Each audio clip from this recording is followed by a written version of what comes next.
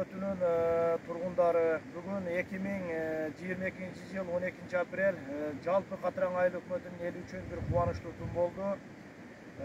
ГЭС иштери боюнча иштер улантылып, өзгөрүш айылына соцпакет ушул ГЭС куруу иштери менен чогуу башталат. Соцпакет ушул мини футбольный поле ГЭС курулуп бүткөндөн кийин 6 айдан кийин садик 100 орундуу же 200 орундуу садик өзгөрүш айылына түшө турган болду. ГЭС ушул 7-6 мегаватт ошол Баткен областыбыздын 3,5% электр энергиясы боюнча камсыз кылат.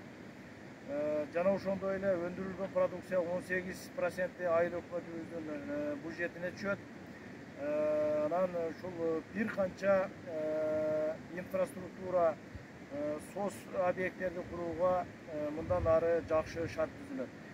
Дагы ушул бир эле бул козбагылаган кесибибизге бир эле бул кичи ГЭС менен токтолуп калбай, мындан кийинки дагы 4-5 мини ГЭСти курууга биздин Козбагылан дарыябызда орун бар.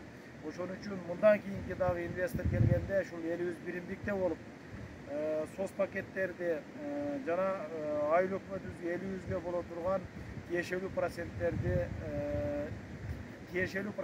ээ болушубуз керек.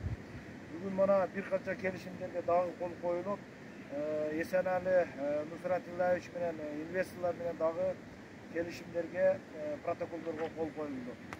Биздин элибиз үчүн ушул мини ГЭС 50 жылга өзү кызмат кылат деп документинде бар.